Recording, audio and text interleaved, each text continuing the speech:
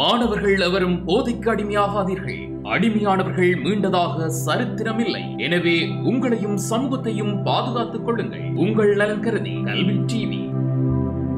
கல்வி டிவி வழங்கும் இலவச இணையவழி கல்வி சேவையின் ஊடாக இணைந்து கொண்டிருக்கிற அனைத்து மாணவ செல்வங்களுக்கும் எனது நிறுவனத்தை கூறிக்கொண்டு நாங்கள் இன்றைக்கு தரம் 11 காப்போத்தா சாதாரண பரீட்சை எதிர்கொள்ள இருக்கிற மாணவர்களுக்கான விஞ்ஞான பாடத்துக்கான கடந்த கால வினாக்கள் செஞ்சு கொண்டு வரோம். அந்த வகையில் இன்றைக்கு நாங்கள் 2020ஆம் ஆண்டு காப்போத்தா சாதாரண பரீட்சை விஞ்ஞான பாடத்தில் வந்த பேப்பர் ஒன்று செய்ய போகிறோம். அதில் செகண்ட் பார்ட்டில் உள்ள ஒரு எஸ்ஏ பார்ட் கேள்வி ஒன்று, ரைட், கட்டுரை வகை வினா வந்து செய்ய போகிறோம். இந்த பொதுவாக பாருங்கள், நிறைய மாணவர் இடப்படுறது என்ன பிரச்சனைனா, கேள்விகள் வந்து ரொம்ப வித்தியாசமாக இருக்கும். நீங்கள் புக்கில் படித்த விஷயத்துக்கும் ஃபைனல் எக்ஸாமில் எழுத போகிற கேள்விக்கும் எந்த சம்மந்தமுமே இருக்காது. அதுதான் சயின்ஸ், ரைட். உண்மையாக அதுதான். நீங்கள் நம்ம செஞ்சு இதுக்கு முதல் படித்தாக்கிட்ட கேட்டுப்பாரு, எக்ஸாம் எழுதினாக்கிட்ட கேட்டு பாருங்க. நீங்கள் படித்த புக்கில் படித்த விஷயம், சயின்ஸில் படித்த விஷயமும் எக்ஸாமில் நீங்கள் கேள்விப்படுற அந்த கேள்விகளுக்கும் எந்த சம்மந்தமும் இருக்காது. அதுதான் சயின்ஸ், ரைட். அப்போ எப்படி நாங்கள் அதுக்கு ஆன்சர் பண்ணுறது, அந்த ஸ்பாட்டில் வச்சு டிசைட் பண்ணுவோம். இப்போ நீங்கள் ஒரு ரோட்டில் போகிறீங்க, ஒரு வாகனம் வந்து உங்களை அடிக்க போதுன்றால் அந்த இடத்துல விலகி போகணும். அந்த இடத்துல ஒரு பகுத்தறிவு இருக்க வேணும். என்ன செய்ய வேணும்னு டக்குன்னு அந்த இடத்துல டிசைட் பண்ணணும்.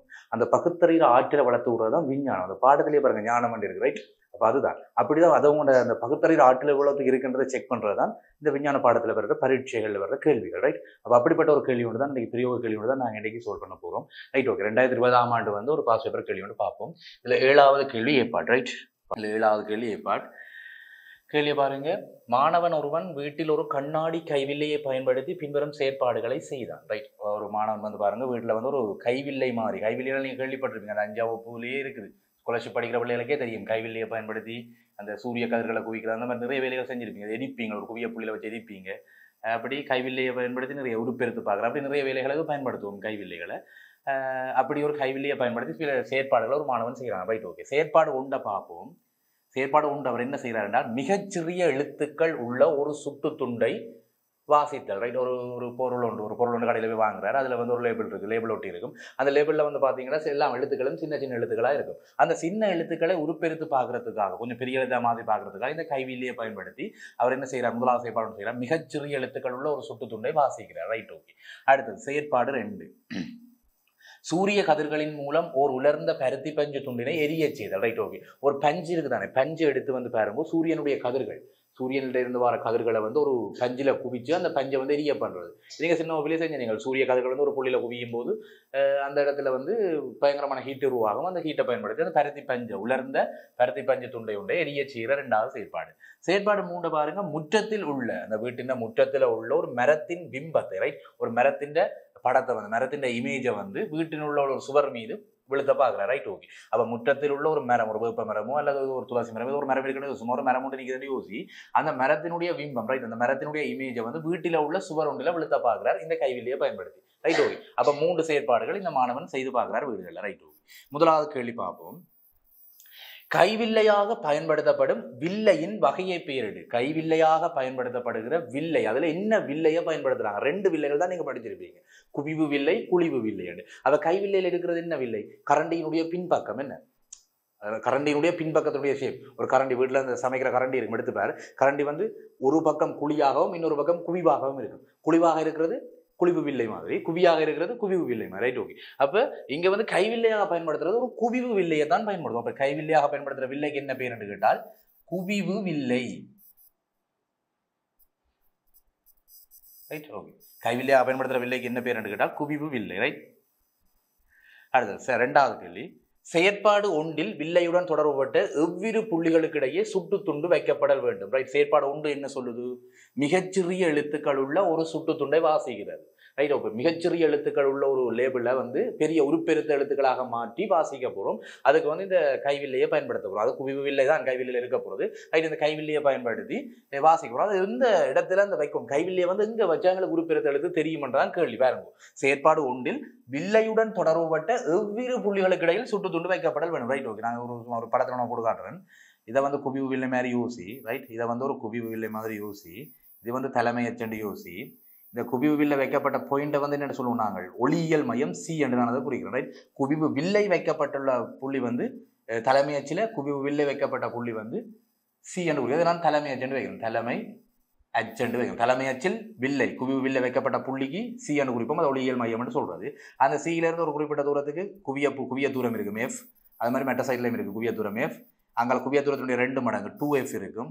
இங்காலையும் குவிய தூரத்தினுடைய 2 மடங்கு 2f இருக்கும். ரைட், இந்த லென்த்தில் இப்போ வந்து இதில் எந்த இடத்துல வில்லை இருக்கிற இடத்துக்கு, அந்த குவிவு வில்லை இருக்கிற இடத்துக்கு எந்த இடத்துல குவி வில்லை இல்லை கைவில்லைன்னு சொல்லலாம். கைவில்லை தான் அவர் பயன்படுத்துகிறார். கைவில்லையில் குவி வில்லை தான் இருக்குது.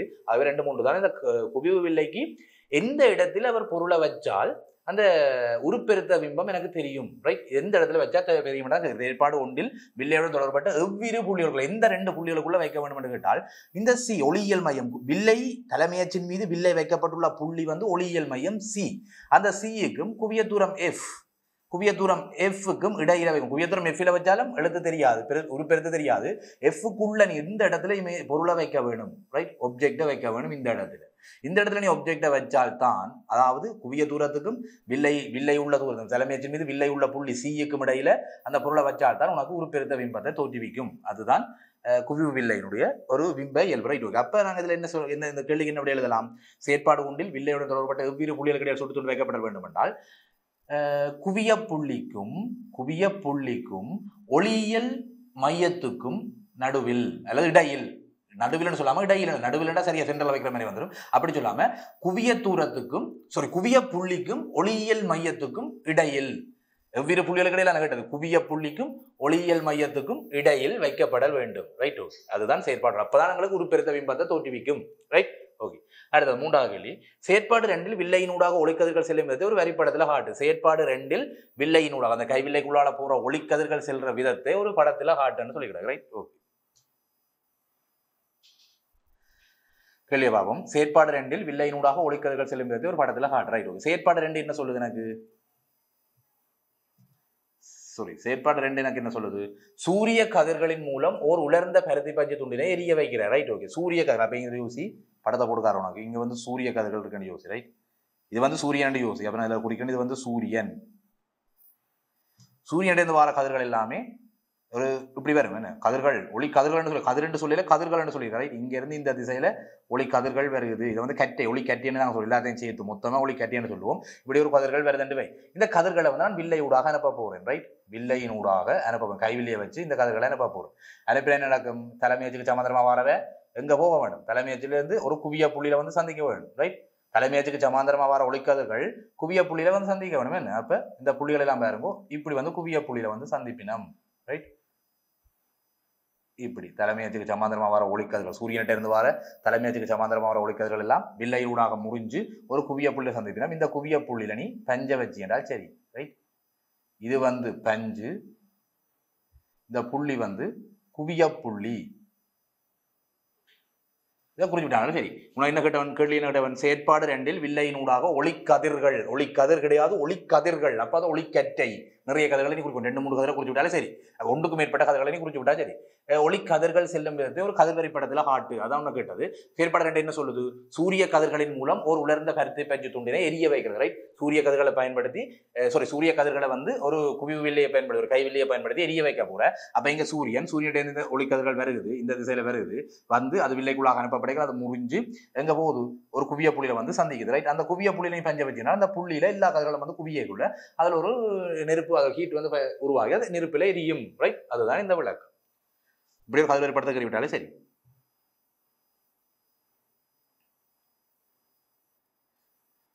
அடுத்த கேள்வி.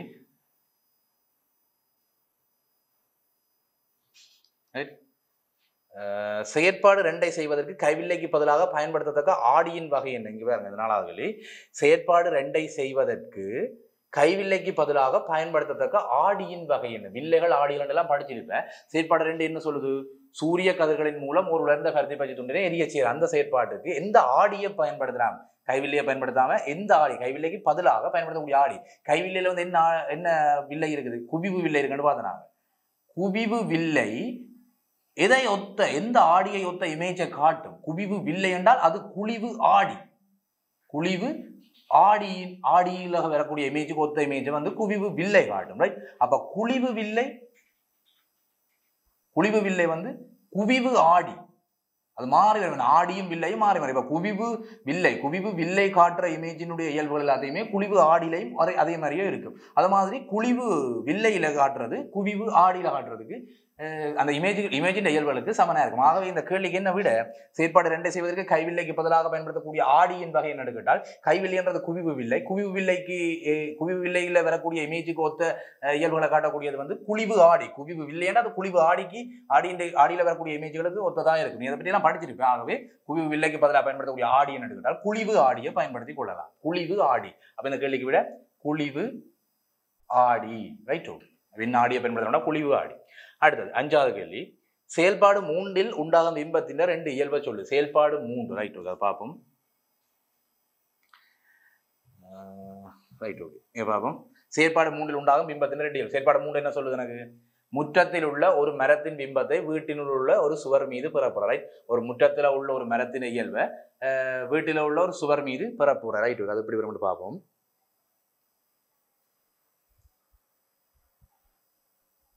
ஓகே இங்கே வந்து ஒரு வில்லை இருக்காண்டு யோசி. அந்த கைவில்லை இங்கே இருக்காண்டு யோசி. இங்கே வந்து ஒரு மரம் இருக்காண்டு யோசி. ரைட். இது ஒரு மரம் மாதிரி யோசி. ரைட். இந்த மரத்தில் வந்து தலைமையத்தில் வில்லை வச்சு கிடக்கு. இந்த மரத்தின் இமேஜ் வந்து 2Fக்கு அப்பால் இருக்காண்டு யோசி. ரைட். இங்கே குவிய புள்ளி தூரமாக தான் மரம் இருக்கும். ரைட். 2Fக்கு அப்பால் இங்கே வந்து 2F இருக்குது.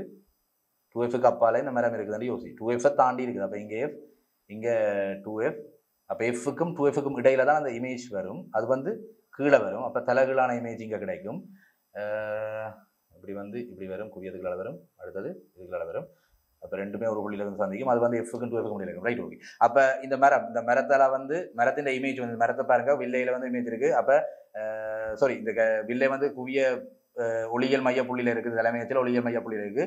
குவிய தூரத்தின் 2 மடங்கு 2Fக்கு அப்பால் மரம் இருக்குது. அப்போ மரத்தின் இமேஜ் வந்து எனக்கு Fக்கும் 2Fக்கும் இடையில வேணும். அப்போ உனக்கு கேட்ட கேள்வி செயற்பாடு 3இல் உண்டாகும் பிம்பத்தின் 2 இயல்பு என்ன? செயற்பாடு 3 முற்றத்தில் உள்ள ஒரு மரத்தின் பிம்பத்தை வீட்டுக்குள்ள சுவர் மீது விழுத்துற. ரைட். சுவர் மீது விழுத்துறா கட்டாயம் உண்மை பிம்பமாக இருக்கும். திரைக்கு பின்னால் வருது. ஆகவே அது வந்து கட்டாயம் பிம்பத்தின் இயல்பு என்னன்னு கேட்டால் கட்டாயம் அது உண்மை பிம்பமாக இருக்கும். உண்மை பிம்பமாக இருக்கும். ரைட். அடுத்தது வந்து சொல்லலாம் Fக்கும் 2Fக்கும் இடையில வரும். Fக்கும் 2Fக்கும் இடையில் பிம்பம் தோன்றும். அடுத்தது பிம்பத்தின் இயல்பு என்ன சொல்லலாம்? தலைகீழான பிம்பம் தோன்றும். ரைட். தலைகீழ் இமேஜ் கீழ் நோக்கி வருது. ஆகவே அந்த தலைமையச்சுக்கு கீழ் நோக்கி வருது. ஆகவே தலைகீழான பிம்பம் தோன்றும். ஒரு சிறுத்த பிம்பம். ஏன்னா இது இங்கே மரம் பெருசா இருக்குது. ஆனால் திரையில விழுதுக்கு எங்களுக்கு ஒரு சிறுத்த. ரைட். ஒரு சிறுத்த பிம்பம் தோன்றும். ஒரு சிறுத்த பிம்பம் தோன்றும். தலைகீழான பிம்பம் தோன்றும். மெய் பிம்பம் தோன்றும் அல்லது உண்மை பிம்பம் தோன்றும். Fக்கும் 2Fக்கும் இடையில் பிம்பம் தோன்றும். இந்த இதுல ஏதாவது 2 இயல்பை கொடுத்து விட்டீங்கனாலே சரி. ரைட். அது கேள்வி பார்ப்போம். கைவில்லைகளுக்கு பதிலாக பயன்படுத்தப்படும் வகையை சேர்ந்த வில்லைகளை பயன்படுத்தி செய்யப்படும் 2 உபகரணங்களை எழுது. கைவில்லைக்கு பயன்படுத்தப்படும் வில்லை என்ன வில்லை? குவிவு வில்லைன்னு சொன்னாங்க. என்ன இந்த கேள்வியை பார். கைவில்லைகளுக்கு பயன்படுத்தப்படும் வகையை சேர்ந்த வில்லைகளை பயன்படுத்தி. ஏன்னா குவிவு வில்லைகள். ரைட். கேட்கிற கேள்வி வந்து குவிவு வில்லைகளை பயன்படுத்தி. கைவில்லையில என்ன குவிவு வில்லை தானே வைக்கிறது. அப்ப குவிவு வில்லைகளை பயன்படுத்தி செய்யப்படுற 2 உபகரணங்கள். குவிவு வில்லையை பயன்படுத்துற உபகரணங்கள் என்ன? நுணுக்கு காட்டி. நுணுக்கு காட்டில வந்து குவிவு வில்லைகளை தான் பயன்படுத்துவோம். அடுத்து என்ன சொல்லலாம்? அந்த அரிய இருவிழி என்று சொல்றது. அரிய வடிவில் இருக்கக்கூடிய அந்த இருவிழி 2 விழி இருக்கும். ரைட். ஒரு அரிய வடிவில் இருக்கும். இவன் தூரத்தில் கிரிக்கெட் மேட்ச் பார்க்குறார்கள். சில ரசிகர்கள் வெளிநாட்டிலிருந்து வர ரசிகர்கள் வெளிநாட்டில் நடக்கிற மேட்சுகளை பார்த்தீங்கன்னா இப்போ நியூசிலாண்டு மேட்ச் ஆஸ்திரேலியா மேட்செல்லாம் பார்த்தீங்கன்னு சொன்னால் இந்த வெள்ளக்காரர் வந்து பார்வையாளர்களாக இருப்பாங்க, ரசிகர்களாக இருப்பாங்க. அவங்க வந்து பாருங்க கையில் ஒரு அரிய வடிவில் அரிய ஷேப்பில் இருக்கக்கூடிய ஒரு உபகரணத்தை பயன்படுத்தி தான் பாருங்க அந்த கிரிக்கெட் மேட்ச் தூரத்தில் நடக்கிற மேட்ச் எல்லாம் பார்ப்பாங்க. கிட்ட நடக்கிற மாதிரி பார்ப்பாங்க. அது 2 சைட்லையும் பாருங்க ஒரு முக்கோண வடிவத்திலையும் நடுவில் 3 முக்கோண ஷேப்லையும் நடுவில் 3 செவ்வக ஷேப்லையும் இது மொத்தமாக ஒரு அரிய வடிவத்தில் இருக்கும். அதுதான் அரிய இருவிழி என்று சொல்றோம். 2 பக்கம் போட்ட அந்த துளை போட்டிருக்கும். அந்த துளையில வந்து ஒரு முக்கோண ஷேப்ல அந்த துளையில வந்து ஒரு வில்லை ஒன்றை பயன்படுத்தியிருப்பாங்க. அப்ப அந்த வில்லைக்குள்ளால வர்ற ஒளிக்கதிர்கள் வந்து உள்ளுக்குள்ள முழு அகத்தறிவுக்குள்ளாகி அங்க வந்து கிட்ட இருக்கிற மாதிரி அந்த தூரத்தில் நடக்கிற மேட்சை வந்து கிட்ட இருக்கிற மாதிரி காட்டும். ஆக அரிய இருவிழியன் என்று சொல்றது, அரிய வடிவிலான இருவிழியன் என்று சொல்றது. அடுத்து கேமராக்கள்லையும் பாருங்க குவிவு வில்லை தான் பயன்படுது. இப்போ போட்டோ எடுக்கிற கேமராவா இருக்கலாம் அல்லது வீடியோ எடுக்கிற கேமராவா இருக்கலாம். அதுல வந்து குவிவு வில்லை வந்து குவிஞ்சிருக்கும். ரைட். குவிவு வில்லை பயன்படுத்த மற்ற மூக்கு கண்ணாடி. இப்ப கண்ணாடி கண் பிரச்சனை உள்ள ஆக்களுக்கு மூக்கு கண்ணாடி கடைகளில் போய் மூக்கு கண்ணாடி வாங்கி போடுவாங்க. அந்த மூக்கு கண்ணாடியில் பயன்படுத்தப்படுற வில்லையும் வந்து பாருங்க ஒரு குவிவு வில்லையா இருக்கும். அப்ப நிறைய எழுதலாம் நீங்க கைவில்லைக்கு பதிலாக பயன்படுத்த. மற்ற துளைகாட்டி இப்ப தூரத்தில் இருக்கிற நட்சத்திரங்கள் பாக்குறது. அந்த ஒரு படத்துல இந்த விஐபி படத்துல வந்து தூரத்துல நில நட்சத்திரங்கள் எல்லாம் பார்ப்பாரு. கையாலேயே செய்வார் அந்த வில்லை. குவிவு வில்லையை பயன்படுத்தி தூரத்தில் உள்ள பொருட்களை கிட்ட இருக்கிற மாதிரி பாக்குறது. என்ன அதுக்கு வந்து இந்த வில்லை தான் குவிவு வில்லை தான். கைவில்லைக்கு பயன்படுத்தப்படுற அந்த குவிவு வில்லையை தான் பயன்படுத்த. அப்ப தொலைகாட்டியை சொல்லலாம். அப்படி நிறைய நீங்க உபகரணங்கள் எழுதலாம். உங்களோட கிட்ட 2 உபகரணம் ஏதாவது 2 எழுதி விட்டா ஏதாவது 2 இதுல ஏதாவது 2 எழுதி விட்டீங்கன்னா சரி. ரைட். ஓகே, ஏ பார்ட் கேள்வி பார்த்துட்டோம். அடுத்தது பி பார்ட் கேள்வி. இது ஒரு தரமான கேள்வி உண்டு, ரைட்? இயக்கவியல் சார்ந்த ஒரு தரமான கேள்வி உண்டு, பார்ப்போம். செலுத்தப்படும் ஒரு சாதாரண மோட்டார் காரின் தடுப்புகளை பிரயோகிக்கையில் உராய்வு காரணமாக அதன் இயக்கப்பாட்டு சக்தி இழக்கப்படுகிறது, ரைட்? ஓகே, இந்த இயக்கப்பாட்டு சக்தி, உராய்வு விசை, இதுகளை பற்றியெல்லாம் நீ 10ஆம் வகுப்பு சயின்ஸ்லேயே படிச்சுட்டேன், ரைட்? ஓகே, அது சார்ந்த ஒரு கேள்வி, ஒரு இயக்கவியல் சார்ந்த ஒரு கேள்வி, தரமான கேள்வி தான். பார்ப்போம். செலுத்தப்படும் ஒரு சாதாரண மோட்டார் காரின் தடுப்புகளை பிரயோகிக்கையில் உராய்வு காரணமாக அதன் இயக்கப்பாட்டு சக்தி இழக்கப்படுது. இப்போ மோட்டார் சைக்கிளில் போய் கொண்டு இருக்கிறார், சாரி, இது மோட்டார் கார், என்ன? அப்போ காரில் போய் கொண்டு இருக்கிறார், ஒரு ஆள் வந்து காரில் போய் கொண்டு இருக்கிறார், காரில் போய் கொண்டு ஒரு வேகமாக போய் கொண்டு இருக்கிறார் ரோட்டில். திடீரென்று பார்த்தீங்கன்னா தடுப்புகளை பிரயோஜி பிரேக் அடித்து அந்த காரை வந்து நிப்பாட்டார். அப்போ கார் வந்து போய் கொண்டு இருக்கைகள் காருக்கு ஒரு இயக்கப்பாட்டு சக்தி இருக்குது, இயங்குற பொருட்களுக்கு இருக்கிற சக்தி இயக்கப்பாட்டு சக்தி. அப்போ கார் இயங்கி கொண்டு இருக்குன்னா காருக்கு ஒரு இயக்கப்பாட்டு சக்தி இருக்கும். இப்போ சடனாக பிரேக் போட்டு அந்த கார் வந்து ஓய்வுக்கு வந்துடுது. அப்போ அந்த இயக்கப்பாட்டு சக்தி இல்லாமல் போயிடுது. அந்த இயக்கப்பாட்டு சக்தி என்னவா போகுதுன்னு கேட்டால் இங்கே உராய்வு காரணமாக, ரைட்? அந்த கார் வந்து பிரேக் அடிக்கக்குள்ள அந்த பெடல் வந்து போய் அந்த சில்ல நிப்பாட்டும், என்ன?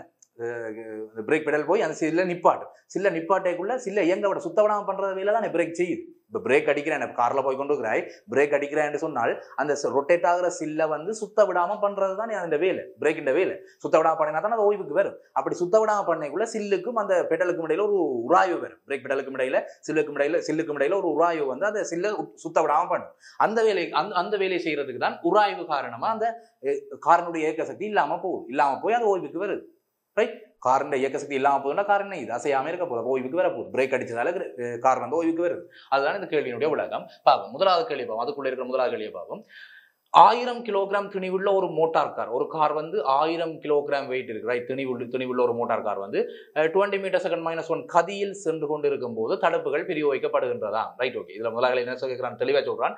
1000 கிலோகிராம் துணிவுள்ள ஒரு மோட்டார் கார், ரைட்? மேத்ஸ் குறிச்சு வச்சுக்கொள். M = 1000 kilogram, right? ஓகே, தெளிவா குறிச்சாச்சு. அடுத்தது ஒரு மோட்டார் கார் 20 மீட்டர் செகண்ட் -1 என்னும் கதியில், ரைட்? அப்ப கதி, ரைட்? நான் எஸ் குறிக்கிறேன், ஸ்பீட் தானே, ரைட்? ஸ்பீட் போடுறேன். ஸ்பீடு வந்து 20 மீட்டர் செகண்ட் -1 என்ற கதியில போய் கொண்டிருக்கக்குள்ள தடுப்புகள் பிரயோகிக்கப்படுது, ரைட்? ஓகே, அப்ப 1000 கிலோ துணிவுள்ள ஒரு மோட்டார் கார் 20 மீட்டர் செகண்ட் -1 செகண்டுக்கு 20 மீட்டர் என்ற கதியில போய் கொண்டிருக்குதாம். அப்படி போகக்குள்ள முதலாவது கேள்வி, தடுப்புகளை பிரயோகிப்பதற்கு சற்று முன்னர், ரைட்? பிரேக் அடிக்கிறதுக்கு கொஞ்சம் முன்னாடி, சற்று முன்னர் காரின் இயக்கப்பாட்டு சக்தியை கணி, ரைட்? பிரேக் அடிக்கிறதுக்கு முன்னாடி. இப்ப கேள்வியை தெளிவா புரிஞ்சு வச்சுக்கொள். 1000 கிலோகிராம் துணிவுள்ள ஒரு மோட்டார் கார் 20 மீட்டர் செகண்ட் -1 ஒரு செகண்டுக்கு 20 மீட்டர் ஸ்பீட்ல போய் கொண்டு இருக்குது, ரைட்? அப்படி போய் கொண்டிருக்கிற கார் வந்து பிரேக் அடிச்சு ஒரு ஓய்வுக்கு வர போகுது, ரைட்? சடனா ஒரு பிரேக் கொண்டு போட்டு கார் வந்து நிக்க போகுது. இப்ப கேள்வி, தடுப்புகளை பிரயோகிக்கிறது பிரேக் அடிக்கிறதுக்கு கொஞ்சம் முன்னாடி, ரைட்? பிரேக் அடிக்கிறதுக்கு கொஞ்சம் முன்னாடி வாகனம் போய் கொண்டு தான் இருக்க போகுது, என்ன? பிரேக் அடிச்சாதான் நிற்கும். அதெல்லாம் அடிப்படையான தெளிவான விளக்கங்கள். இதுக்கெல்லாம் நீ பெருசா பள்ளிக்கொம்பை பெரிய கணக்கெல்லாம் யோசிக்க தேவையில்லை. சும்மா சின்னதான உனக்கு விளக்கம். பிரேக் அடிச்சா கார் நிற்கும், பிரேக் அடிக்கடி கார் போகும். அதான விளக்கம். இதுக்கு இதை விளங்கப்படுத்த தேவையில்லை உனக்கு, ரைட்? ஓகே, அப்ப தடுப்புகளை பிரயோகிப்பதற்கு சற்று முன்னரண்டா என்ன கட்டம் அது? வாகனம் இயக்கத்துல இருக்குது, தடுப்புகளை பிரயோகிக்கிறது கொஞ்சம் முன்னாடி, ரைட்? அப்படி சற்று முன்னர் காரின் இயக்கப்பாட்டு சக்தியை கணி, ரைட்? காரின் இயக்கப்பாட்டு சக்தி போடுவோம் நாங்க.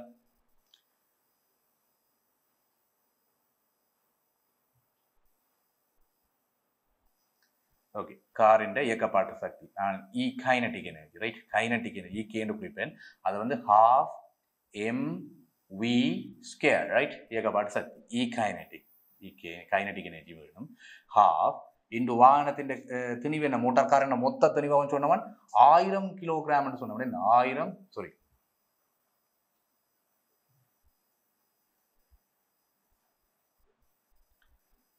1000 கிலோகிராம், ரைட்?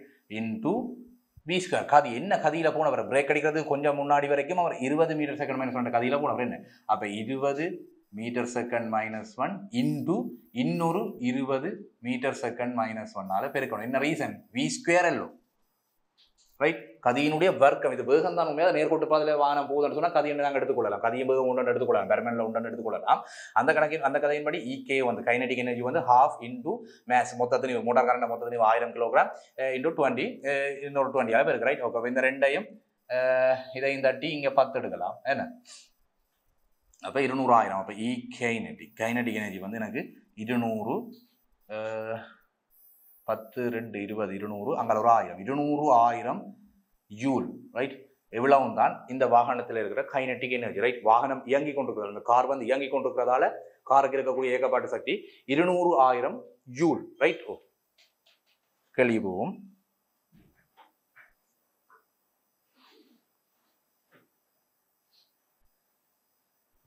ஓகே,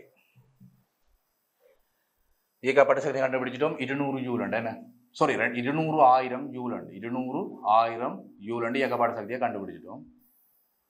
ஓகே, இப்ப பி பார்ட் கேள்வி. தடுப்புகளை பிரயோகிக்கும் போது இழக்கப்படும் இயக்கப்பாட்டு சக்தி மாற்றப்படும் இரு சக்தி வகைகளை குறிப்பிடு. இப்ப கார் வந்து பாருங்க, 1000 கிலோகிராம் திணிவுள்ள ஒரு கார் உண்டு, 20 மீட்டர் செகண்ட் -1 ஸ்பீட்ல போய்கொண்டிருக்குது, இந்த கதியில போய்கொண்டிருக்குது. இப்ப சடனா பிரேக் போட்டு அந்த கார் நின்றுடுது.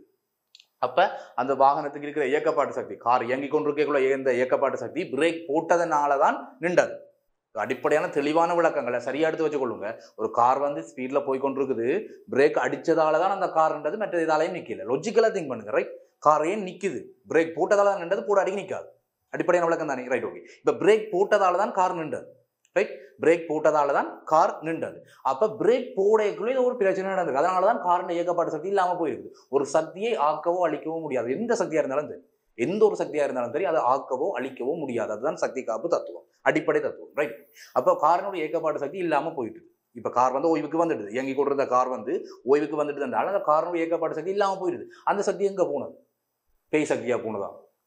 சொல்லல, ஆவியா போனதா? சரியா? அப்ப இயக்கப்பட்ட சக்திக்கு என்ன நடந்தது, உண்மையா என்ன நடந்தது? அவர் பிரேக் போட்டதால தான் அந்த சக்தி இல்லாம போனது. பிரேக் போட நடந்திருக்கு, என்ன நடந்திருக்குன்னு பார்க்கணும். ரைட், கேள்வி திரும்ப ஒரு கவாசிங்க. தடுப்புகளை பிரயோகிக்கும் போது இழக்கப்பட்ட இயக்கப்பாட்டு சக்தி. ரைட், இயக்கப்பட்ட சக்தி முழுக்க இழக்கப்பட்டு போச்சு, ஏன்னா ஓய்வுக்கு வந்துட்டு. அப்ப இழக்கப்பட்ட சக்தி, சாரி இயக்கப்பட்ட சக்தி முழுமையாக இழக்கப்பட்டிருக்கு. அந்த இழக்கப்பட்ட இயக்கப்பாட்டு சக்தி மாற்றப்படுகிற வேற சக்தி முறை, என்ன முறையில் அது மாற்றப்பட்டிருக்கு? பிரேக் போட்டதால என்ன நடந்திருக்கு? ஒன்று சவுண்டு வரும் கட்டாயம். ரைட், வாகனங்களில் போய் பார்த்துருப்பேன், பிரேக் அடிச்சா ஒரு சின்ன சவுண்ட் வரும், கிரிச்சன் ஒரு சவுண்ட் வரும். அந்த ஒலி சக்திக்கு இந்த இயக்கப்பட்ட சக்தி தான் போயிருக்கு. வேறு என்ன வரலாம்? ஹீட் வரலாம், டயர்லாம் எரியும் பாருங்க, பயங்கர ஸ்பீடு வச்சு சடனாக பிரேக் அடிக்க டயர் வந்து தார் ரோட்ல எரிஞ்சும் அந்த மணக்கும். சில பேர் வேகமாக போகிற வாகனங்களுக்கு தெரியும், பார்த்துருப்பேன். அப்போ வெப்ப சக்தி உருவாகிருக்கலாம். ரைட், ஹீட்டாக உருவாகிருக்கலாம், சவுண்ட் உருவாகிருக்கலாம், உராய்வுக்கு எதிராக வேலை செய்திருக்கலாம். தரைக்கும் சில்லுக்கும் இடையில ஒரு உராய்வு இருக்கிறது. தரைக்கும் சில்லுக்கும், நான் சொல்ற உராய்வு இங்கே வாகனத்தினுடைய சில்லுக்கும் நிலத்துல உருள போகுது சில்லு. அப்ப அந்த நிலத்துல உருளைக்க அந்த ஒரு உராய்வு இருக்கும், அந்த ஒரு தேய்மானம் கொண்டு இருக்கும். அந்த தேய்மானத்துக்கு எதிராக வேலை செய்திருக்கு. உராய்வுக்கு எதிரான வேலைக்கு இந்த இயக்கப்பட்ட சக்தி பயன்படுத்தப்பட்டிருக்கலாம். ஆகவே இங்க உன்னை கேட்டது, தடுப்புகளை பிரயோகிக்கும் போது இழக்கப்பட்ட இயக்கப்பட்ட சக்தி என்ன நடந்தது? அப்ப இழக்கப்பட்ட இயக்கப்பாட்டு சக்தி என்னென்ன வடிவத்துல மாறலாம்? ஒன்று ஒலி வரலாம், எனக்கு சவுண்ட் வரும், பிரேக் அடிச்சா எனக்கு சவுண்ட் வரும், ஆகவே ஒலி சக்தியா வரலாம். பிளஸ் வெப்ப சக்தியாக வரலாம். பிளஸ் தரைக்கும், ரைட், தரைக்கும் வாகனத்தின் காரின் சொன்ன கேள்வி. அப்ப காரின் சில்லுக்கும் தரைக்கும் நிலத்துக்கும் காரினுடைய சில்லுக்கும் இடையிலான உராய்வு விசைக்கு எதிராக வேலை செய்திருக்கலாம். வேலை செய்கிற ஆற்றலை தான் சக்தி என்று சொல்லுவோம். Right, okay. அப்ப தரைக்கும் சில்லுக்கும் இடையில இருக்கிற உராய்வுக்கு எதிராக வேலை செய்தபடியால் அந்த வேலையும் சக்தியாக இழக்கப்பட்டிருக்கலாம். ஆகவே இங்க 3 வடிவங்கள், ஒலி சக்தி, வெப்ப சக்தி, தரைக்கும் சில்லுக்கும் இடையில ஏற்பட்ட உராய்வுக்கு எதிராக வேலை செய்தது. ஓகே, அவ்வளவுமா இந்த இயக்கப்பட்ட சக்தி இழக்கப்பட்டிருக்கலாம். அதுதான் இந்த கதை. இந்த கேள்விக்கான விடை என்னன்னு கேட்டால், சக்தி மாற்றப்படுகிற 2 சக்தி வகையை குறிப்பிடுது. அதாவது 2 சொல்லு, ஒன்று சவுண்ட் ஒலி சக்தி, இன்னொன்று வெப்பம் ஹீட் எனர்ஜி. Right, okay. இந்த 2ஐயும் கொடுத்து விட்டீங்கனாலே சரி. ஓகே, நாங்கள் இப்போ அடுத்த கேள்வி பார்ப்போம்.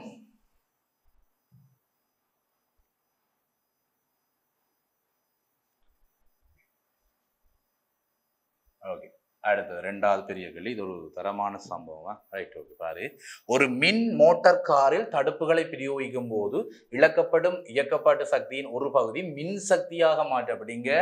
ஒரு வேற ஒரு டெக்னிக் பாருங்க, ஒரு நல்ல ஒரு டெக்னிக். ஒரு மின் மோட்டார் கார், ரைட், மின்னில இயங்கக்கூடிய எலக்ட்ரிக்கல் கார், ரைட், மின் சக்தியில இயங்கக்கூடிய ஒரு கார் ஒன்று பற்றி கதைச்சிருக்கிறார். ஒரு மின் மோட்டார் காரில் தடுப்புகளை பிரயோகிக்கும் போது இழக்கப்பட்ட இயக்கப்பாட்டு சக்தியை வேஸ்டா நாங்கள் ஹீட்டை டயர் ஏரியா பண்றதுக்கோ அல்லது சவுண்டை உருவாக்குறது எல்லாம் உங்களுக்கு தேவையில்லாத தானே. அது இப்போ சவுண்ட் எல்லாமே எனக்கு தேவையா? பிரேக் அடிக்க சவுண்ட் கேட்கறது எனக்கு தேவையா? தேவையில்லை. அதையும் யூசேஜ் எனக்கு தேவையானதை மாற்றிக்கொள்ளலாம். அது எப்படி மாற்றிக்கொள்றோம்? அதுதான் இங்க நல்ல டெக்னிக் உண்டு. பாருங்க, ஒரு மின் மோட்டார் காரில் தடுப்புகளை பிரயோகிக்கும் போது இழக்கப்படும் இயக்கப்பாட்டு சக்தியின் ஒரு பகுதி மின் சக்தியாக மாற்றப்பட்டு அதன் பேட்டரி மின்னேற்றப்படுகிறது. Right, okay. அந்த எலக்ட்ரிக்கல் பேட்டரி இருக்குதானே, எலக்ட்ரிக்கல் கார்ல வந்து எலக்ட்ரிக் பேட்டரி இருக்குதானே, அந்த பேட்டரியை சார்ஜ் பண்றதுக்கு இந்த வேஸ்டா போற ஏகப்பாட்டு சக்தியை பயன்படுத்துறார். பேட்டரியை சார்ஜ் பண்றதுக்காக பயன்படுத்துறார். Right, okay. முதலாவது கேள்வி, இங்கு இயக்கப்பாட்டு சக்தியை மின்சக்தியாக மாற்றுகிற உபகரணத்தை பெயரிடு. இங்க இயக்கப்பாட்டு சக்தி வந்து மின்சக்தியாக மாற்றப்படுற உபகரணத்தை என்னென்று சொல்லுவோம். நாங்கள் இதை பற்றி மின்காந்த தூண்டல் சொல்லி 11ஆம் வகுப்புல ஒரு பாடம் இருக்குது, ரைட்? மின்காந்தவியலும் தூண்டலும் சொல்லி ஒரு பாடம் இருக்குது. கடத்தியை இயங்க பண்ணி பரடையினுடைய மின்காந்த தூண்டல் தத்துவத்தின் அடிப்படையில ஒரு கடத்தியை வந்து காந்தப்புலத்துக்குள்ள இயங்க பண்றதன் மூலமாக காந்தப்புலத்துக்குள்ள வச்சு ஒரு கடத்தியை அசைக்கிறதன் மூலமாக அந்த கடத்தியில மின்னோட்டத்தை உருவாக்கலாம், ரைட்? இதை வந்து யார் கண்டுபிடிச்சது? மைக்கேல் ஃபாரடே என்ற ஒரு விஞ்ஞானி. அது வேற லாஜிக்கலா திங்க் பண்ணி நிறைய விஷயங்களை கண்டுபிடிச்சிருக்காரு. அந்த இந்த ஒரு கண்டுபிடிப்புக்கான அடிப்படை அத்திவாரம் போட்டது மைக்கேல் ஃபாரடே, ரைட்? அப்புறம் தான் மின்காந்த தூண்டுதலுக்கே தந்தைன்னு நாங்கள் சொல்லுவோம். அதை கண்டுபிடி அந்த ஒரு மிகப்பெரிய கண்டுபிடிப்பு, ரைட்? இதை கண்டுபிடிச்சதே அவர் தான். அதை வச்சு நிறைய அப்ளிகேஷன்ஸ் இருக்குது, ரைட்? ஓகே. அவர் என்னத்தை கண்டுபிடிச்சாருன்னு கேட்டால், ஒரு காந்தப்புலம், நிலையான காந்தப்புலத்துக்குள்ள ஒரு கடத்தியை வச்சு நான் அசைச்சால், அந்த கடத்தியை வந்து அசைச்சால் அந்த கடத்தி வந்து எப்போ அந்த நிலையான காந்தப்புலத்தில் உள்ள காந்த விசைக்கூடுகளை வெட்டுதோ அப்போ அந்த கடத்தின் 2 முனைகளுக்கு இருக்கும் ஒரு அழுத்த வித்தியாசம் உருவாகி அந்த கடத்தியின் ஊடாக மின்னோட்டம் பாயும் என்றதை முதல்ல ஒரு மிகப்பெரிய கண்டுபிடிப்பை கண்டுபிடிச்சிருக்காங்க. இன்றைக்கு நாங்கள் மின்சக்திக்காக காசு செலவழிக்கிறோம், ரைட்? அரசாங்கத்துக்கு காசு கொடுத்து வீட்டுக்கு வயரிங் செய்கிறோம். அதை விட இந்த ஆடலோட்ட மின்பிறப்பாக்கிகள், ரைட்? ஆடலோட்ட மின்பிறப்பாக்கிகள், ஜெனரேட்டர்ஸ், அதை பயன்படுத்தி நாம வீட்டுக்கு மின்சக்தியை கொடுத்துக்கலாம். இப்போ கரண்ட் இல்லாத டைம்ல நாங்கள் அதை தான் யூஸ் பண்ணுவோம், மின்பிறப்பாக்கிகளை பயன்படுத்துவோம். அதுக்கெல்லாம் அத்திவாரம் போட்டது யார்? ஃபாரடேயினுடைய மின்காந்த தூண்டல் தத்துவம், ரைட்? ஒரு மின்காந்தம், நிலையான மின்காந்தங்களுக்கு இடையில ஒரு கடத்தியை வச்சு அசைக்கும் போது அந்த கடத்தியின் இருமுனைகளுக்கு குறுக்க ஒரு மின்னழுத்த வேறுபாடு உருவாகி அந்த கடத்தின் மூலம் மின்னோட்டம் பாயும்ன்றதை முதல்ல கண்டுபிடிச்சாரு. ஒரு பெரிய கண்டுபிடிப்பு, ரைட்? ஓகே. அதை கண்டுபிடிக்கிறது ஒரு மிகப்பெரிய லாஜிக்கல் திங்கிங் எல்லாம் இருந்தது, ரைட்? ஓகே. அதெல்லாம் நாங்கள் அந்த பாடத்துல உங்களுக்கு சொல்லி தருவோம். அட்வான்ஸ்ல போனீங்க, அட்வான்ஸ் சயின்ஸ்ல போனீங்க, அதை பற்றி தெளிவாக படிப்பீங்க, ரைட்? ஓகே. இங்கே நாங்கள் எங்களை கேள்விக்கு வருவோம். இங்கே என்ன நடக்க போகுதுனால், இந்த வாகனத்தை இயங்கி கொண்டிருக்கிற வாகனம் தன்னுடைய இயக்கப்பாட்டு சக்தியை இழந்து வேஸ்டாக ஒளி சக்தியாகவும் வெப்ப சக்தியாகவும் போகுதானே. அது வேஸ்டா சூழலுக்கு போகிறத விட நாங்கள் திருப்பவும் அதை மின்சக்தியாக பயன்படுத்தி கொள்ளலாம். இழக்கப்படுகிற இயக்க சக்தியை மின்சக்தியாக பயன்படுத்தி பேட்டரியை சார்ஜ் பண்ணி திருப்பவும் நாங்கள் அதை எங்கட தேவைக்கு வாகனத்தை இயக்கிறதுக்கு பயன்படுத்தி கொள்ளலாம்ன்றது ஒரு சின்ன ஒரு டெக்னிக், ரைட்? ஓகே. அதை பயன்படுத்தி இங்க பாருங்க, இங்கு இயக்கப்பட்ட சக்தியை மின்சக்தியாக மாற்றுகிற உபகரணத்துக்கு என்ன பெயர்? ஜெனரேட்டர், மின்பிறப்பாக்கிகள், ரைட்? அல்லது ஆடலூரும் மின்பிறப்பாக்கிகள். மின்பிறப்பாக்கிகள் விட்டாலும் சரி, மின் பிறப்பாக்கிகள் என்று போட்டீங்கனாலே சரி, ரைட்? ஓகே. அடுத்தது, காரில் இழக்கப்படும் இயக்கப்பட்ட சக்தி மின்சக்தியாக மாற்றப்படும் தோற்றப்பாட்டினை குறிப்பிட்டு சுருக்கமாக விவரி. இங்க கார்ல இழக்கப்படுகிற இயக்கப்பட்ட சக்தி வந்து எப்படி மின்சக்தியாக மாற்றப்படுது? அந்த தோற்றப்பாட்டுக்கு என்ன பெயர்? மின்காந்த தூண்டல் தத்துவம், ரைட்? மின்காந்த தூண்டல் தத்துவம் அல்ல தூண்டல் விதி. தத்துவத்தை கண்டுபிடிச்சது மைக்கேல் ஃபாரடே, ரைட்? மின்காந்த தூண்டல் தத்துவம். காரில் இழக்கப்படுகிற இயக்கப்பட்ட சக்தி மின்சக்தியாக மாற்றப்படுது. எப்படி அது மின்சக்தியாக மாற்றப்படுது? அந்த தோற்றப்பாட்டுக்கு என்ன பெயர் எடுக்கிறார்? அதுதான் மின்காந்த தூண்டல் தத்துவம். ஃபாரடே கண்டுபிடிச்ச, மைக்கேல் ஃபாரடே கண்டுபிடிச்ச மின்காந்த தூண்டல் தத்துவம். அந்த தூண்டல் தத்துவம் தான் அந்த தோற்றப்பாடு. அதை சுருக்கமாக விவரி. மின்காந்த தூண்டல் தத்துவத்தை சுருக்கமாக விவரி என்று கேட்டால் நீ சொன்னோம்ல எழுதலாம், காரால் இழக்கப்படுகிற இயக்கப்பாட்டு சக்தி, ரைட்? காரினால் இழக்கப்படுகிற இயக்கப்பாட்டு சக்தியை பயன்படுத்தி ஒரு நிலையான காந்தப்புலத்துக்குள்ள ஒரு கடத்தி கம்பிச்சுருள்ள அசைய பண்ணி தெளிவாளதோனும் காரினால் இழக்கப்படுகிற இயக்கப்பாட்டு சக்தியை பயன்படுத்தி நிலையான காந்தப்புலத்துக்குள்ள ஒரு கடத்தியை அசைப்பதன் மூலம் கடத்தியின் இருமுனைகளுக்கு குறுக்கே ஒரு அழுத்த வேறுபாடு உருவாகும். அந்த அழுத்த வேறுபாடை பயன்படுத்தி கடத்தின் மூலமாக மின்னோட்டம் பாயும், ரைட்? இதை நீ சுருக்கமாக இந்த மின்காந்த தூண்டல் தத்துவத்தில் எழுதிவிட்டினாலே சரி, ரைட்? ஓகே. அடுத்தது, பேட்டரியின் மூலம் சீக்கிரம் பேட்டரியின் மூலம் வழங்கப்படும் மின்சக்தியை கார் செலுத்துவதற்கு தேவையான இயக்கப்பட்ட சக்தியாக மாற்றும் உபகரணத்தை பயன்படுது. இப்ப பேட்டரியில இருந்து வர கரண்ட் மின்சக்தி இருக்குதானே, பேட்டரியில இருந்து வர மின்சக்தியை கார் செலுத்துவதற்கு தேவையான இயக்கப்பாட்டு சக்தியாக மாற்றுறதுக்கு பயன்படுத்துற உபகரணம் என்ன கேட்டால் மின் மோட்டார்கள், ரைட்? மின்மோட்டர்கள் என்ன செய்யும்? மின்மோட்டர்கள் தான் அது. மின்மோட்டர்கள் என்ன செய்யும்? நாங்க எசட் என்ற விஞ்ஞானியின் ஒரு தத்துவ கண்டுபிடிப்பிலிருந்து பார்த்தாங்க. என்ன, ஒரு கடத்தியில வந்து கரண்ட் ஓடினா கடத்தி சுற்றி காந்தப்புலம் உண்டாகும். அந்த கடத்தி சுற்றி காந்தப்புலம் உண்டாகும். அதை கொண்டு ஒரு நிலையான காந்தப்புலத்துக்கு வச்சுட்டா அந்த கடத்தி அசையும். அதனால எங்களை இயங்க வைக்கக்கூடிய வர மின்சக்தி, இயங்க சக்தி, மின்சக்தியை கார் செலுத்துவதற்கு தேவையான இயக்க சக்தியாக மாற்றுறதுக்கு பயன்படுத்துற உபகரணம் மின் மோட்டார்கள், ரைட்? மின் மோட்டார்கள் என்று கொடுத்தாலே சரி, ஓகே. அடுத்தது டி கேள்வி, மின் மோட்டார் கார்களில் பயன்படுத்தப்படும் ஒரு பேட்டரியின் மின் இயக்க விசை ஏறத்தாழ 400 வோல்ட் ஆகும். ஒரு மின் மோட்டார் கார்ல பயன்படுத்தப்படுகிற பேட்டரியினுடைய வோல்டேஜ் வந்து 400 வோல்டேஜா இருக்கும். பேட்டரியினுடைய அழுத்த வேறுபாடு மின் இயக்க விசைன்றது, மின் இயக்க விசை, ரைட்? இ என்று நாங்கள் அதை குறிப்போம். ஒரு பேட்டரியில் இருக்கக்கூடிய இ வந்து 400 வோல்டேஜ் ஆகும், ரைட்? ஓகே. இது ஒரு கலத்தின் மின்னியக்க விசை 4 வோல்ட் ஆக உள்ள கல தொகுதியை கொண்ட ஒரு சின்ன கலம். ஒரு பேட்டரி வந்து பாருங்க, கார் பேட்டரி எல்லாம், எலக்ட்ரிக் கார் பேட்டரி எல்லாம் பாருங்க, உள்ளுக்குள்ள சின்ன சின்ன கலமா உடைச்சிருப்பாங்க, ரைட்? சின்ன சின்ன கலமா உடைச்சிருப்போம். ஒரு கலம் வந்து 4 வோல்டேஜ் சொல்லி, ஒரு சின்ன கலத்தினுடைய அழுத்த வேறுபாடு 4 வோல்டேஜ் ஆக உள்ள ஒரு கல தொகுதியை கொண்டுள்ளது, ரைட்?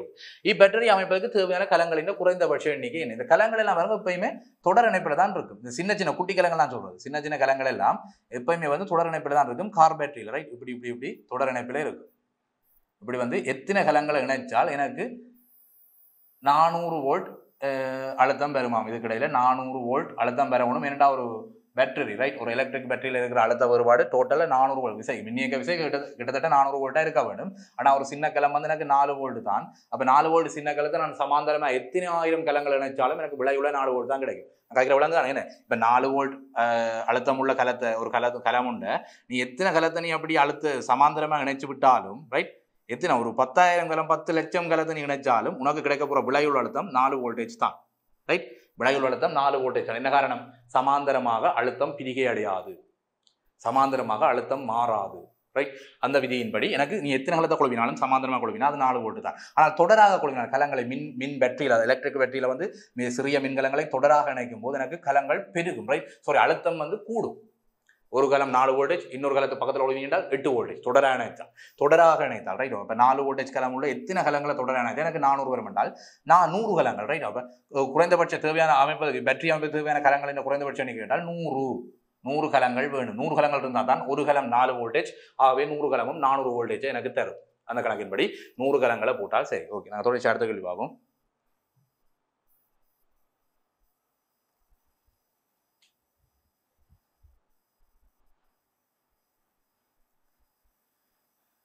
ஓகே, இதில் 7வது கேள்வி பார்த்து முடிச்சிட்டோம். ஒரு ஃபிசிக்ஸில் எலக்ட்ரிக்கல் சார்ந்த ஒரு கேள்வி உண்டு, வில்லைகள் சார்ந்த ஒரு கேள்வி உண்டு பார்த்து முடிச்சிட்டோம். இப்போ நாங்கள் 8வது கேள்வி பயாலஜி சார்ந்த ஒரு கேள்வி உண்டு ரைட். 8வது கேள்வியில் ஏற்பாடு பாருங்க, கேள்வி வாசிங்க.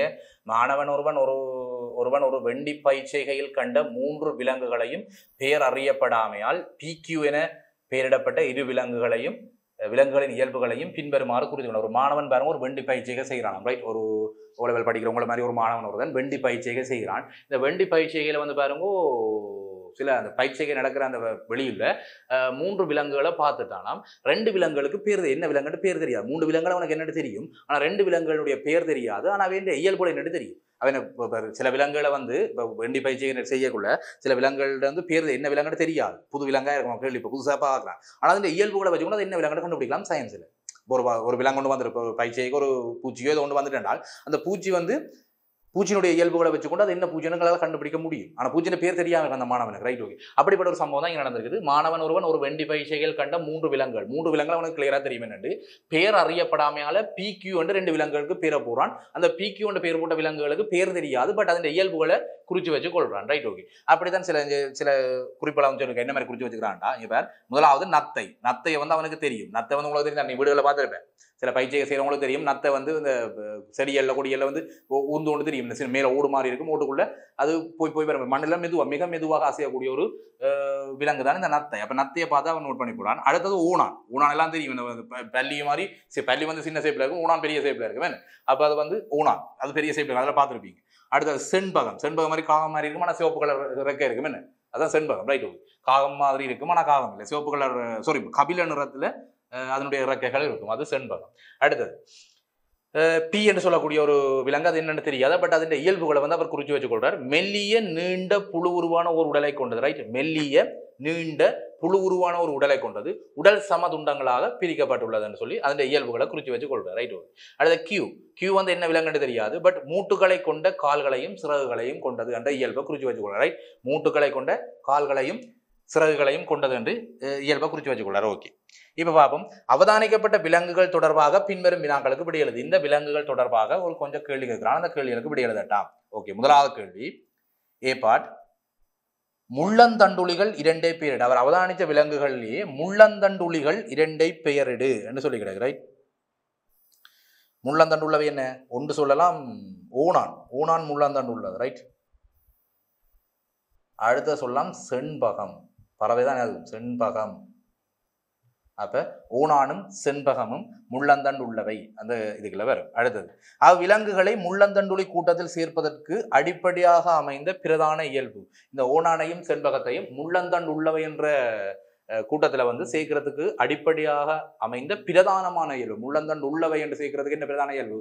பிரதான முள்ளந்தண்டு என்பு நிரலை கொண்டிருத்தல். அது கட்டாயம் எழுதுவோம், வடிவாளம். பிரதான முள்ளந்தண்டென்பு நிரலை கொண்டிருத்தல். அதன் அடிப்படையாக வச்சு கொண்டுதான் பிரதான முள்ளந்தண்டு என்பு நிரல் இருந்தாலே அவை எல்லாம் முள்ளந்தண்டு உள்ளவை, பிரதான முள்ளந்தண்டு என்பு நிரல் இல்லாதவை எல்லாம் முள்ளந்தண்டு இல்லாதவை ரைட். ஓகே, அப்படி பிரிக்கிறது கூட்டத்தில் ஆங்கிகளை ரைட். ஓகே, அடுத்தது மேற்குறித்த அவதானிப்புகளுக்கு ஏற்ப ரெண்டாவது கேள்வி, மேற்குறித்த அவதானிப்புகளுக்கு ஏற்ப பி விலங்கு கணத்துக்கு உரியது. ரைட், இந்த பி என்ற இது மெல்லிய நீண்ட புழு உருவான ஒரு உடலை கொண்டதன் இயல்புகளை குறிச்சார். மற்றது உடல் சமதுண்டுகளாக பிரிக்கப்பட்டுள்ள என்ற இயல்புகளை குறிச்சார். அதை வச்சுக்கொண்டு அது எந்த கணத்துக்கு, எந்த விலங்கு கணத்துக்குள்ள சேரும் என்று சொல்லி கேட்டிருக்கிறார். Right, okay. அது அனலிடா கணம். ரைட், நீங்கள் அனலிடா கணத்தை பற்றி புக்லேயே படிச்சிருப்பீங்க, 10ஆம் புக்லேயே இருக்குது. ரைட், அனலிடா கணத்தில் அனலிடா மொலஸ்கா ஆத்ரோபோடா எல்லாம் படிச்சிருப்பீங்க. அது அனலிடான்ற விலங்கு கணத்துக்குள்ள தான் பாருங்க இந்த மெல்லிய நீண்ட புழு உருவான ஒரு உடலை கொண்ட அமைப்பு இருக்கும், உடல் சம துண்டங்களாக பிரிக்கப்பட்டுள்ள ஒரு அமைப்பு இருக்கும். அது அனலிடா கணத்துக்கு உரியது. Right, okay. அடுத்தது மூன்றாவது கேள்வி, கியூவின் கணத்தின் விலங்கினத்துக்குரிய வேறொரு பொது இயல்பை குறிப்பிடு. ரைட், கியூன்ற கணம். ரைட், கியூன்றது வந்து மூட்டுக்களை கொண்ட கால்களையும் சிறகுகளையும் கொண்டதுன்னா அது பூச்சிகள், பெரும்பாலான பூச்சிகளுக்கு சிறகுகள் இருக்கும், மூட்டுக்களை கொண்ட கால்கள் இருக்கும், பூச்சி இனங்களுக்கு பொதுவாக சொல்றது. Right, okay. இந்த கியூவின் கணம், அந்த கணத்துக்கு கணத்தில் உள்ள விலங்கினத்துக்குரிய வேறொரு பொது இயல்பு, இந்த பூச்சிகள், அதாவது இந்த மூட்டுக்களை கொண்ட கால்களும் சிறகுகளை கொண்ட அந்த இயல்புகளை மாதிரி வேறொரு இயல்பு கொண்ட கேட்டால் கைட்டினாலான புறவன் கூடு காணப்படுதல். ரைட், கைட்டினாலான புறவன் கூடு காணப்படுதல்னு சொல்லலாம். வேறொரு பெயர், அது பூச்சி பறவைகள் வேறு என்ன. அப்ப கைட்டினாலான புறவன் கூடை கொண்டிருத்தல். ரைட், கைட்டின் என்ற பதார்த்தத்தால் ஆக்கப்பட்ட ஒரு புறவன் கூட வச்சிருக்கும் என்று சொல்லலாம். ரைட், கியூவிடமிருந்து பயிர் செய்கைக்கு ஏற்படும் என்று எதிர்பார்க்கத்தக்க ஒரு சாதகமான விளைவு, ஒரு பாதகமான விளைவை குறிப்பிடும். கியூ என்ற அந்த விலங்கு கூட, அதாவது அந்த பூச்சி இனத்தில இருந்து பயிர் செய்கைக்கு ஏற்படுத்தக்கூடிய இந்த வெண்டி பயிர் செய்கைக்கு இருக்கக்கூடிய சாதகமான ஒரு இயல்பு, பாதகமான ஒரு இயல்பு எழுத சொல்லி இருக்கு. Right, okay. அந்த பூச்சி இனத்தில் வரக்கூடிய சாதகமான இயல்பு எடுத்துக்கிட்டால் ஒன்று மகரந்த சேர்க்கைக்கு உதவும். ரைட், வெண்டி இனத்தினுடைய மகரந்த, வெண்டி பூவில் இருக்கிற மகரந்த மணிகளை இன்னொரு பூவுக்கு அனுப்பி, அப்ப சாதகமான இயல்பு ஒன்று எழுதலாம், மகரந்த சேர்க்கைக்கு உதவும், பயிர்ச்செய்கையின் விளைச்சலை அதிகரிக்கும். அடுத்து எழுதலாம், பயிர்ச்செய்கை, வெண்டி பயிர்ச்செய்கையின் விளைச்சலை அதிகரிக்கும். அது மகரந்த சேர்க்கை இருந்தாலும் விளைச்சல் அதிகரிக்கும். அடுத்தது மண்ணை காற்றூட்டம் உள்ளதாக மாற்றும், மண்ணை காற்றூட்டம் உள்ளதாக மாற்றும். Right, okay. அடுத்தது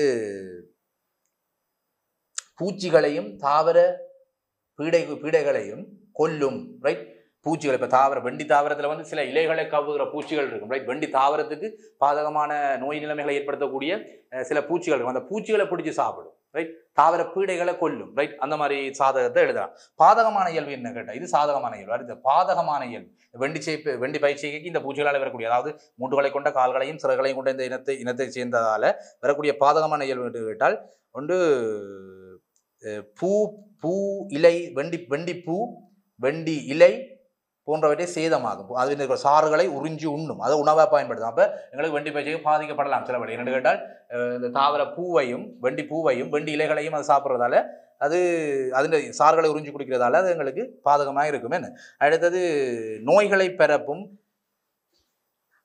பரப்பும் எழுதலாம். அடுத்தது வெண்டி பயிற்சிகையில் நோய்களை பரப்பும். அடுத்தது எழுதலாம் பயிர் வேர்களை. ரைட், வெண்டி வேர்களை சேதமாக்கும், வெண்டி பயிர்களின் வேர்களை சேதமாக்கும், வேறு அங்கிகளின் வாழிடங்களையும் அழிக்கும். என்ன வேறு அங்கிகளை வந்து அதில் இல்லாமல் பண்ணும். அப்போ எங்களுக்கு வெண்டிக்கு சாதகமாக இருக்கக்கூடிய பூச்சிகளையும், வெண்டி பயிற்சிக்கு சாதகமாக உள்ள பூச்சிகளையும் அதை அழிச்சு கொள்ளும்ன்றதை நீ எழுதி கொள்ளலாம். ரைட்,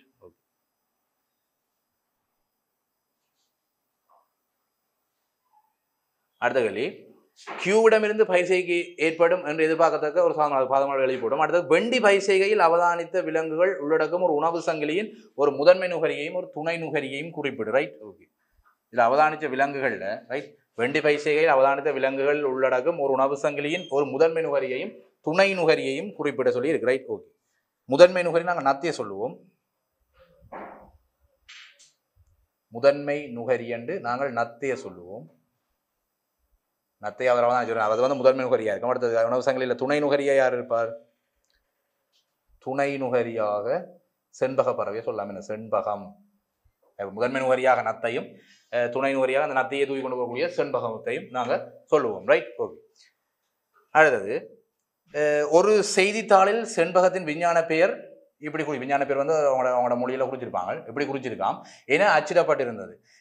இது சொல் பெயரிட்டு விதிகளை கம்மியா அந்த விஞ்ஞான பெயர்கள். ரைட், தாவரங்களினுடைய விலங்கு கணங்களினுடைய விஞ்ஞான பெயர்களை வந்து ஒரு விதிக்கு அமைவாக தான் நாங்கள் குறிப்போம். ரைட், ஒரு சில அடிப்படை இருசொல் பெயரிட்டு விதிமுறைகளுக்கு அமைவாக குறிப்போம். அந்த விதிமுறைகளை மாதிரி குறிக்கக்குள்ள எங்களுக்கு சில வழுக்களையும் வந்து இவர் அந்த பேப்பர்ல ஒரு பத்திரிகையில வாசிக்கிறார்.